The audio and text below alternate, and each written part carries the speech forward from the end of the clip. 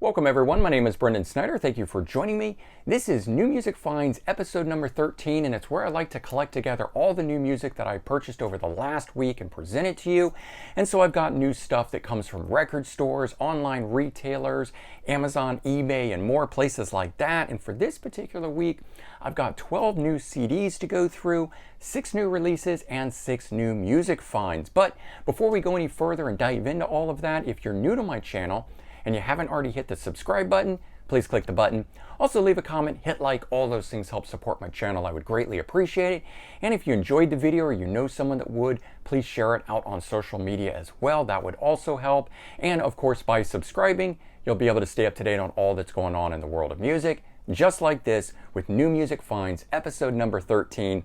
And as always, I like to kick off with the brand new releases, the things that just came out.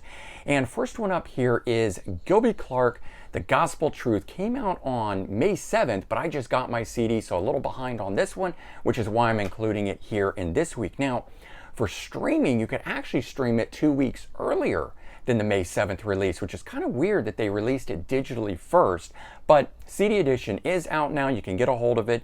It's the 5th studio album for him and 20 years since his last solo album, Swag, in 2001.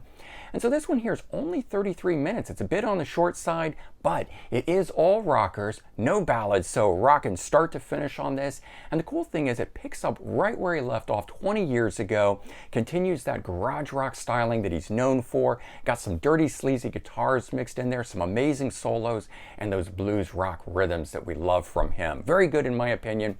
I did a whole review on this. I'm going to leave a link in the description below if anyone's interested. You can check it out that way. All right, next up, another one that was from May 7th, Todd Michael Hall, Sonic Healing, lead vocalist for the band Riot, which of course now plays under the name Riot 5.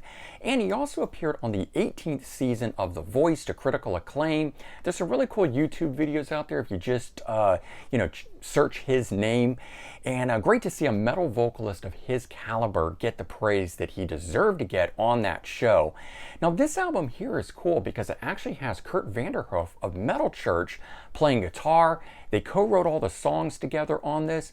Interesting though, it actually is more in the hard rock vein and less of the metal vein that the two guys normally play in. So a bit different than what you're used to hearing, but very good nonetheless. This one here is a reissue that came out on May 7th. John Anderson from Yes, third solo album called Animation. Came out in 1982 originally. This one here has been, of course, remastered and expanded with 2 additional bonus tracks on it. Spider, which is a B-side, and then there's a demo track, The Spell. It's been put out by Esoteric Records, and the cool thing is it's got really great packaging here. It's got a nice write-up on the inside of this and some cool photos and stuff. You also get lyrics and things of that. So very nice packaging done by Esoteric Records. They've been reissuing some other John Anderson ones, so if you're missing one, check it out. You may find a really good reissue through them.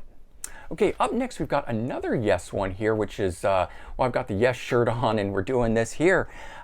Rick Wakeman.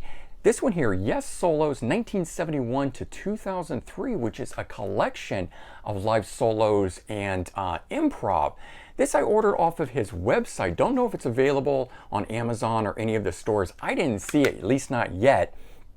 The collection spans 31 years, features 12 solos from Yes performances and 3 solos from Anderson, Buford, Wakeman, Howe performances in 1989. Now, my only problem with it is some of the quality is not as up to par as the rest of it, and the fact that there's some talking in the background, very faint, but there's some talking in the background of some of these. Now, of course, we know typically through solos, in concerts, you hear the talking. So the thing is, it actually makes you feel like you're right there with it while it's going on. But I would have liked if they had chosen some better quality ones where we didn't listen to any of that, and it was just like hearing the performance. But that's in and what it is, and so I know they were selected based on how it was performed or what it was performed as being one of his favorites and best and so forth. So listen to it with that in mind and you'll enjoy it like me. Okay, next up is a band called Sunbomb, Evil and Divine. This one came out on May 14th, this past Friday here. So we're finally into those new releases. new project that features Tracy Guns of LA Guns on guitars and Michael Sweet of Stryper on guitars and vocals. Now, it's much heavier in my opinion than typical LA Guns, but it's right in line with Stryper. So if you like Stryper, I think you're going to love this. And Tracy's guitar playing certainly stands out. You definitely hear his influences in this. It does sound like the current LA Guns style lead work that he's doing on there. All of the songs are co-written by Tracy and Michael together on this, but it is one of those Frontiers Records projects that's been put together for this. So no word if they're actually going to support it with a tour or do anything more beyond the album, but it's worthy of checking out in my opinion. This next one here really surprised me. Myles Kennedy, Ides of March, also came out May 14th. Of course, vocalist with Slash and Alter Bridge. This one here, second, solo album by him, and it features his incorporation of rock, blues, and country. That first solo album he did was more acoustic based. This one here is a full-on fleshed out album. But the part that really stands out that surprised me was the quality of the guitar playing on here. I'm listening to it, I'm thinking, wow, amazing guitar work. I wonder who is playing this. What guest does he have on here? And I opened it up to find out Myles Kennedy is playing all of the guitars and keyboards on here. He does have a bassist and a drummer on here, but he plays all the guitars. Now, those of you who maybe follow him more in Alter Bridge know that, but it was a surprise to me, and it was really great to find out. So certainly enjoying it even more now, knowing all that he can do for this. All right, next up we've got the 6 releases that I searched out. All of these came from Amazon. And the previous week, I mentioned a couple Moody Blues releases that I got. It kind of kicked off a new thing for me, so I ordered some additional Moody Blues, and I picked up this one here, the Long Distance Voyager 1981 10th studio album. First one to feature keyboardist Patrick Moraz, another Yes connection here for this week. Half the album is a concept album with half of the songs relating to the Voyager, and the final 3 tracks comprise a mini suite about the chaos experienced backstage, at a show.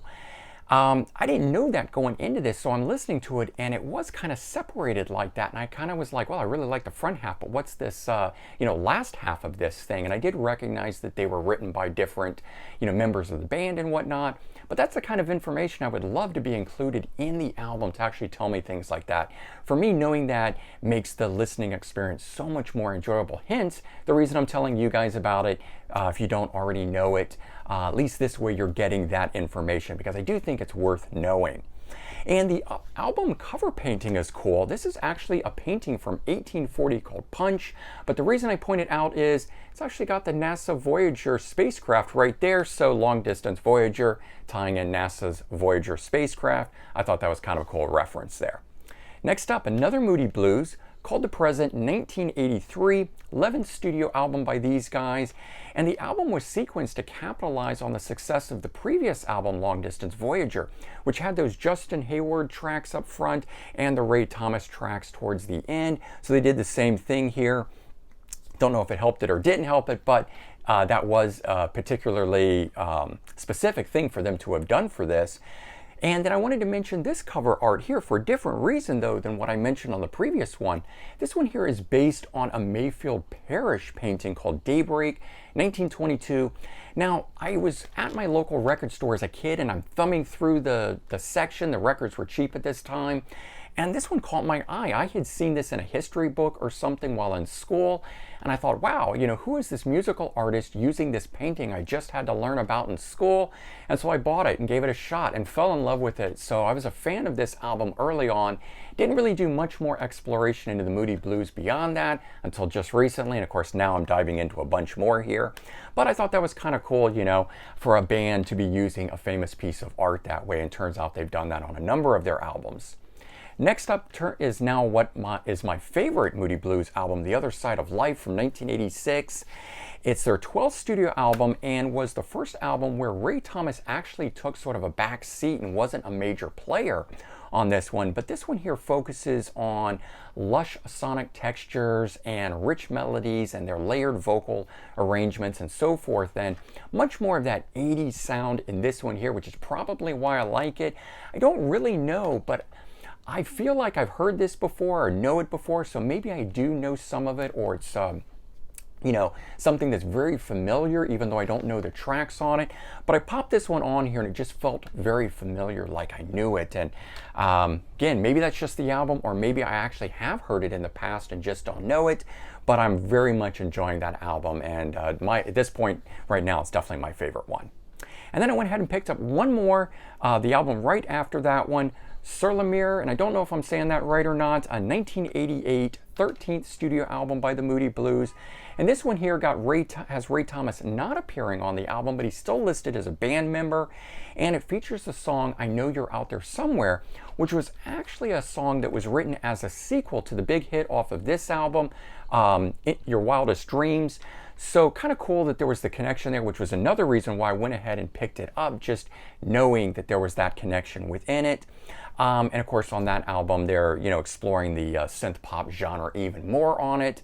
So if you're not a big fan of the 80s music, maybe it's not for you, but I still really enjoyed it. And then the next two that I picked up here, again, was stuff I was listening to over the weekend, but I wanted some new stuff that I didn't already have.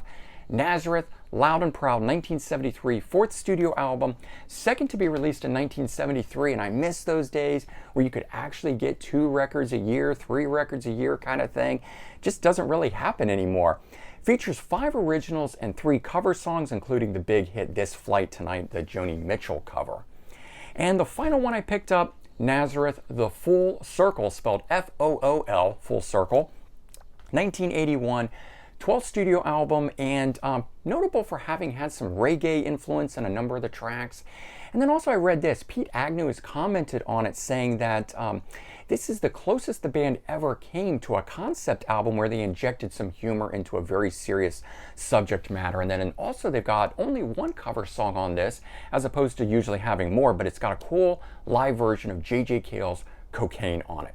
All right, and there you go. That is New Music Finds episode number 13, 6 new music releases and 6 new music finds.